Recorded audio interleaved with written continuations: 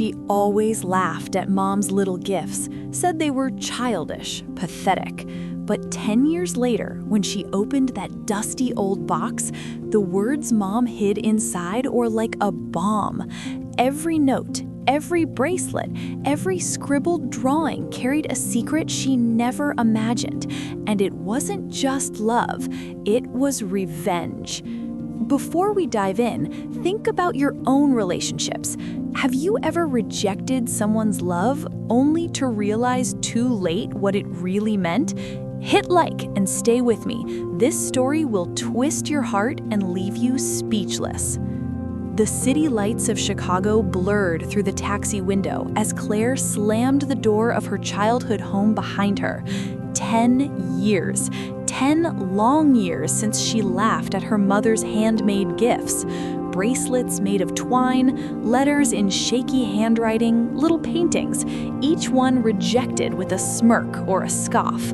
"Mom, this is embarrassing," she'd said over and over. The gifts had piled up in the corner of Marilyn's living room like forgotten memories, each one whispering silently, "I tried," but Claire had never cared. Inside the house, dust danced in shafts of late afternoon sun. Claire dropped her bag with a careless thud, eyes scanning the room. And there it was, a small wooden box on the mantel, her name carved in shaky letters, "For Claire, someday." Curiosity pried her fingers open the latch, and the first note slipped out, her mother's handwriting, neat but trembling. "I hope one day you'll understand what I tried to tell you." A twinge of guilt hit her chest, but she shook it off. "It's just another dumb note," she muttered. She flipped the next bracelet between her fingers. Twisted twine, interwoven with tiny charms, symbols she never bothered to decipher. Then a photograph slipped out, yellowed with age. Claire's own face, smiling innocently at age 8, cradled in her mother's arms. A pang she hadn't felt in years tightened her throat, but instead of warmth, a surge of superiority rose. She had moved on, she told herself. This box couldn't hurt her. Her eyes caught a folded piece of paper, heavier than the others. As she unfolded it, the words made her blood run cold. "The mistakes you've made, the people you've hurt, I've saved something for you." She laughed nervously. Saved something? What did that even mean? The box rattled as she dug deeper, each item a mix of memories she had scorned and mysterious warnings she never read. Then came a letter with a key taped to it. The address was not far from here, a place she'd never visited. A chill ran down her spine. Claire felt the first real tremor of fear. Maybe Mom wasn't just sentimental. Maybe she was smarter than she thought.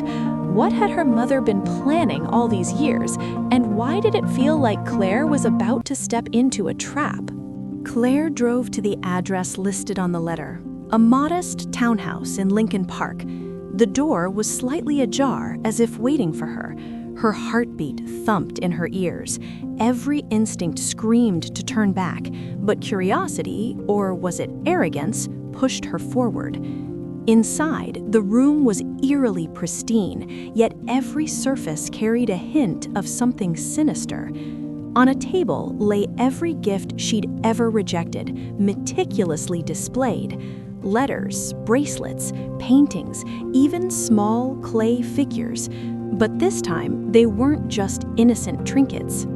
Claire picked up a bracelet and froze. Tiny symbols woven into the twine formed a pattern she recognized, something her mother had quietly taught her as a child. It was a code, revealing secrets about Claire's own life, things her mother had known before they happened.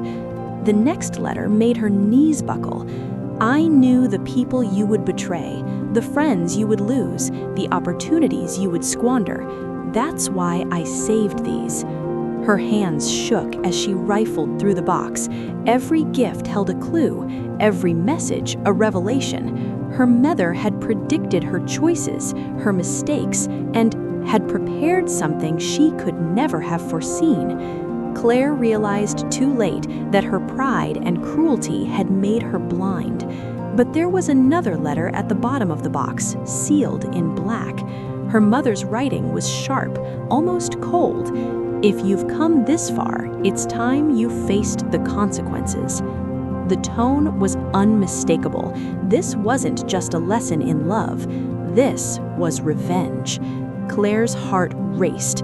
What did Mom mean by consequences, and could she survive them? Claire followed the directions in the final letter to a warehouse on the outskirts of the city. Inside, the lights flickered, casting long shadows over the concrete floor. At the center, a small stage was set, with a projection screen showing images from Claire's life. Every selfish act, every betrayal, every time she had laughed at her mother's gifts. A voice echoed through the space. "Welcome home, Claire." Marilyn stepped from the shadows, calm, poised, but with fire in her eyes. "Do you remember when you called my gifts pathetic? When you thought love was weak?" Claire opened her mouth to protest, but the images kept flashing. Her high school friends gossiping about her career missteps, her ex-boyfriend walking away after her lies were revealed. Every humiliation, every misjudgment, revealed, orchestrated, displayed by the very mother she had scorned. "I told you to read my messages. I told you there were consequences," Marilyn said, "and now you get to live them before you understand what love really means." Claire sank to the floor, the weight of shame crushing her. She tried to speak, but her voice cracked. The world she thought she controlled had been mapped by her mother's quiet intelligence and hard justice. Every letter, every bracelet, every gift had been a breadcrumb leading to this reckoning. Could Claire ever climb out of the trap she had blindly walked into, or was her life about to be forever reshaped by her mother's revenge? Tears streamed down Claire's face as she finally looked up at her mother. The anger she had held for years melted, replaced by pure awe. Her mother's revenge was perfect, public, personal, and utterly unavoidable. But there was more than punishment here. Marilyn handed Claire one final gift, a mirror. "Look at yourself," she said softly. "Do you see the girl who mocked love, or the woman who can learn from it?" Claire saw both, humiliated, broken, but finally awake. She whispered, "I'm sorry." Her mother nodded. "I know.